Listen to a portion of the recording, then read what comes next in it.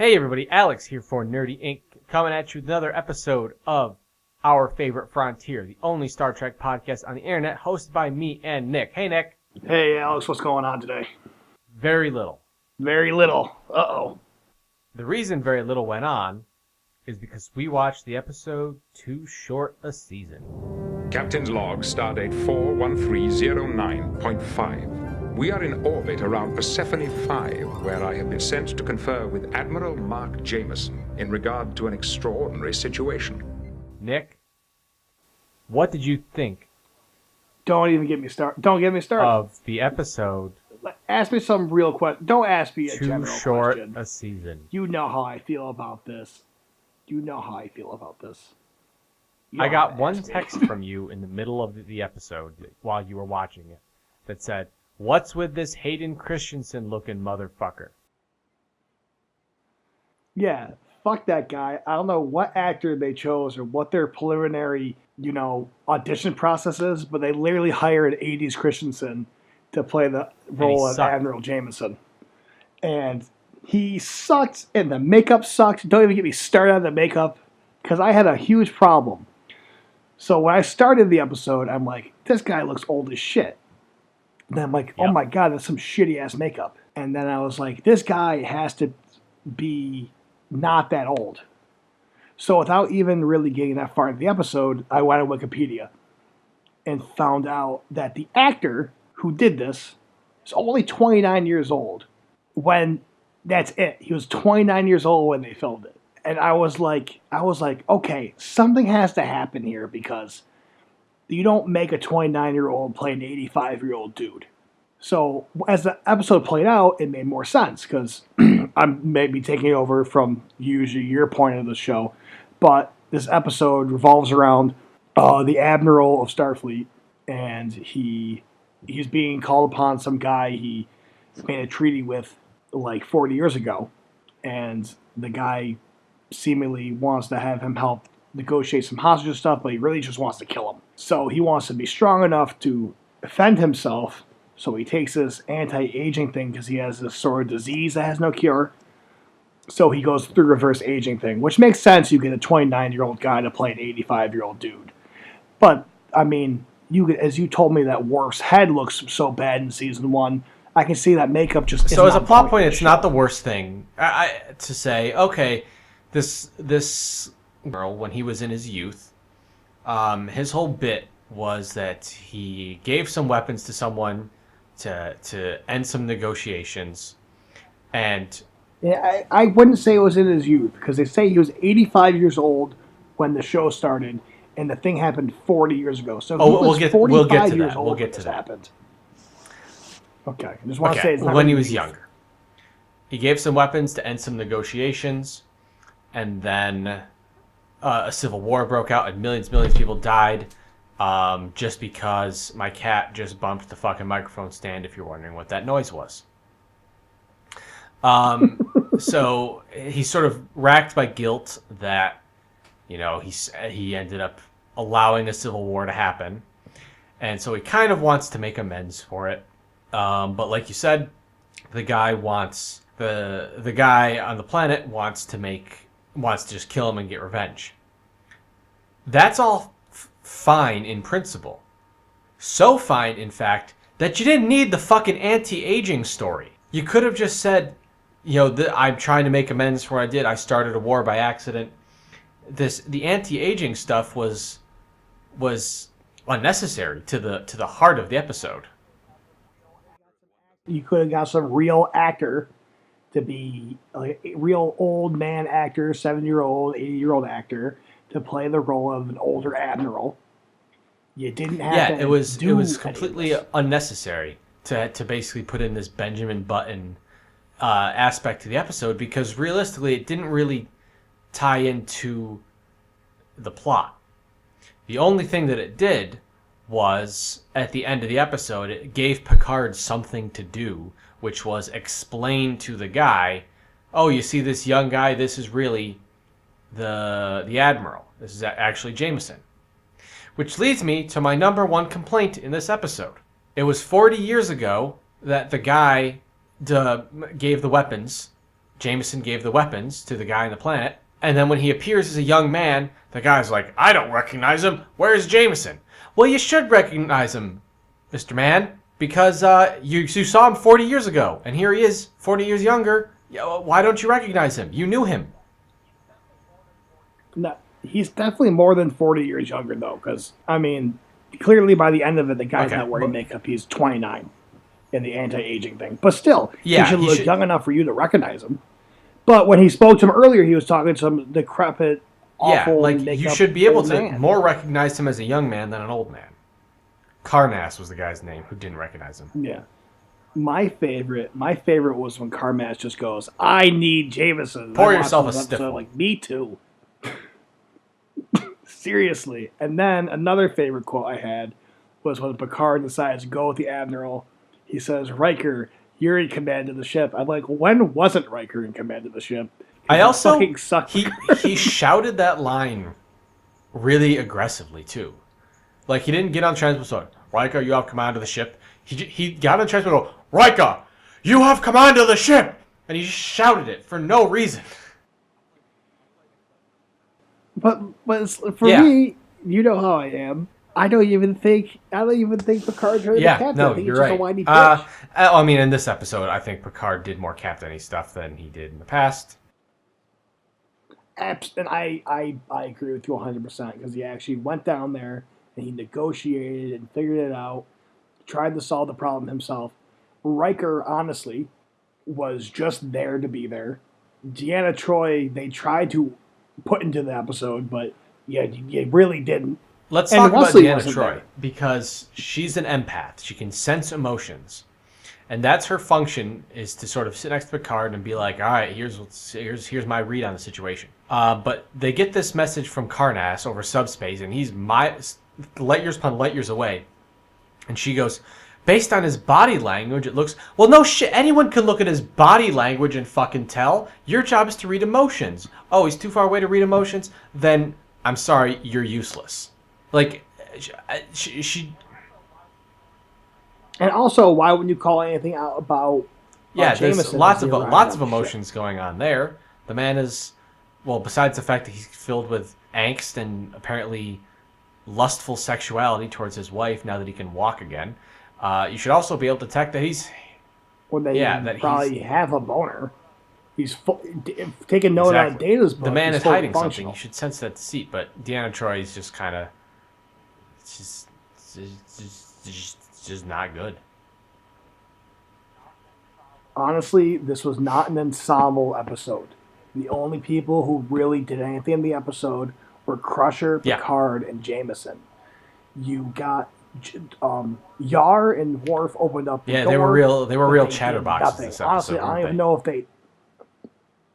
And even LaForge, he talked about the steel. That's it. Data did nothing. Data maybe did a few sort of analysis things that, hey, this isn't... Like, the layout of this place isn't the same, but honestly, they didn't work as a unit in this episode. They didn't do anything in the episode except for Crusher, who, was medically testing Jameson, Picard, who was trying to figure out the situation, and then Jameson himself. It was honestly, it's not what I expect from Star Trek. And to be fair, not every episode needs to use every single member of the crew, but I was surprised at how little anyone else did anything.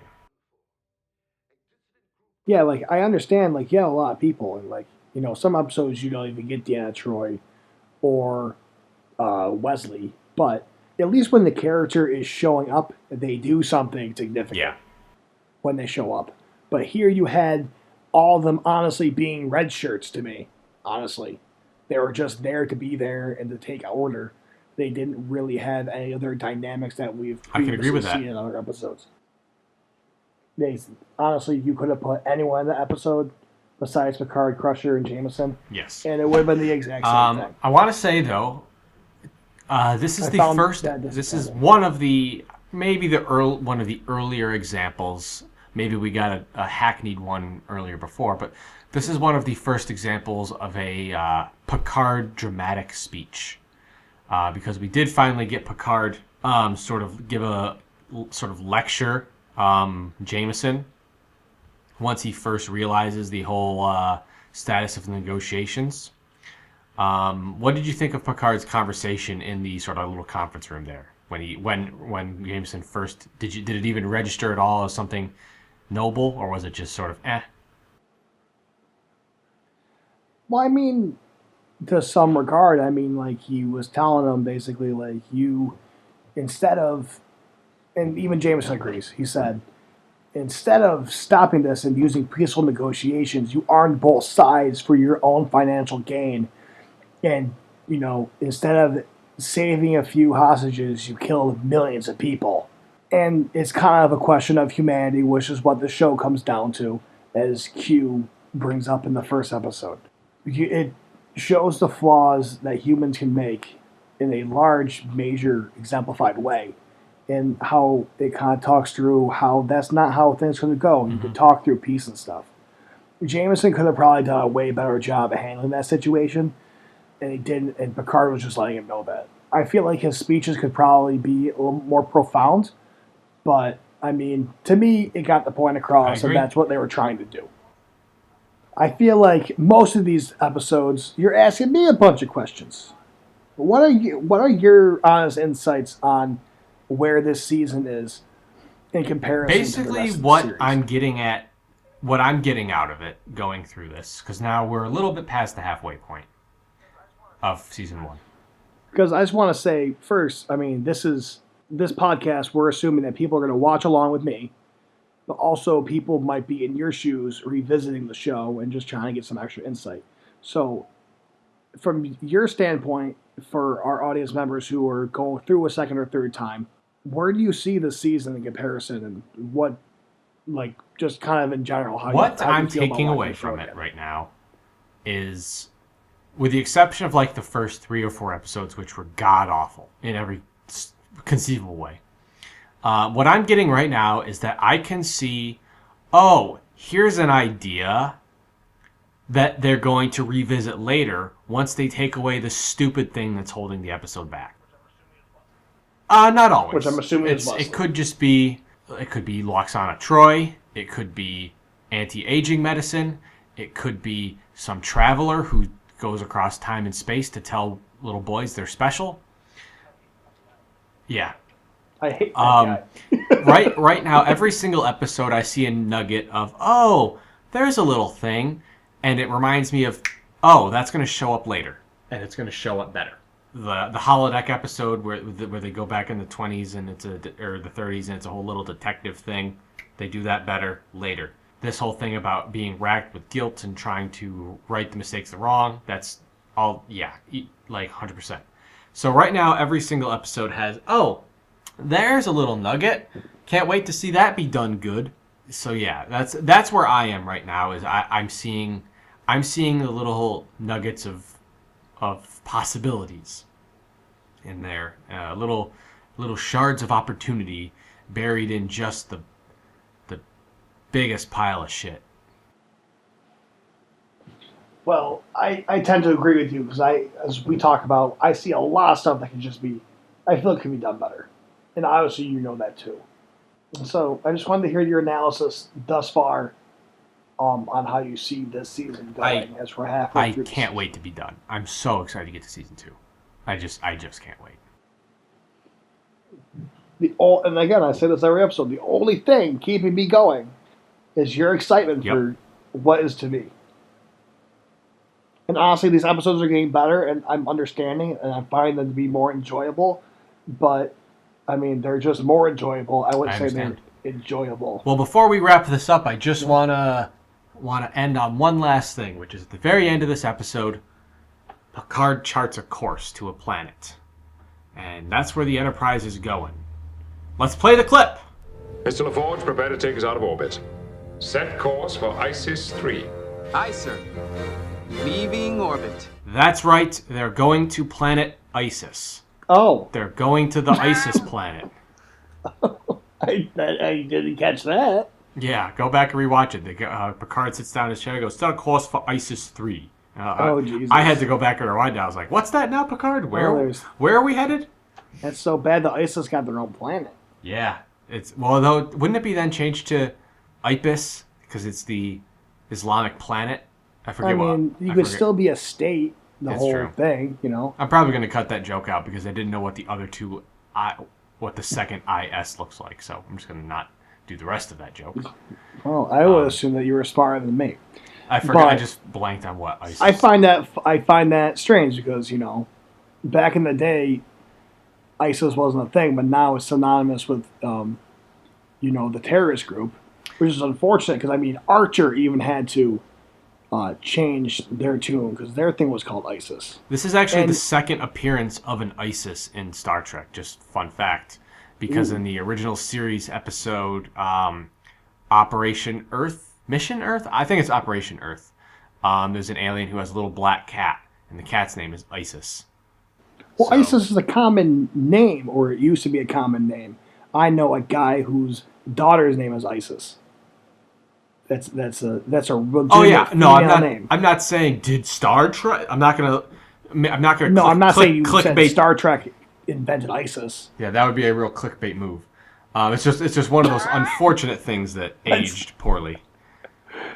I think we should do that. I think that's how we're going to get famous. The thumbnail for this video is: Did Star Trek invent Take it, ISIS? We should do that. Because that's how we're going to become famous. But I'm gonna wrap that up here. I think ISIS is a good place to end this episode. Jesus. Join us next week when the episode is When the Bow Breaks. That's The baby will fall. yeah. And guess who the baby is? I hope it's Wesley. I have no idea. I don't even know if a baby falls. I just, yeah,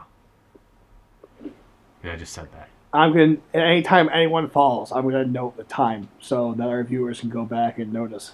Exactly when the baby falls. Or anyone falls. Yep. Fair enough. All right. We'll see you guys next time.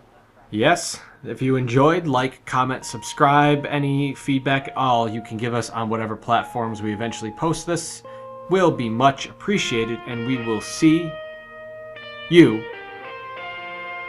next time.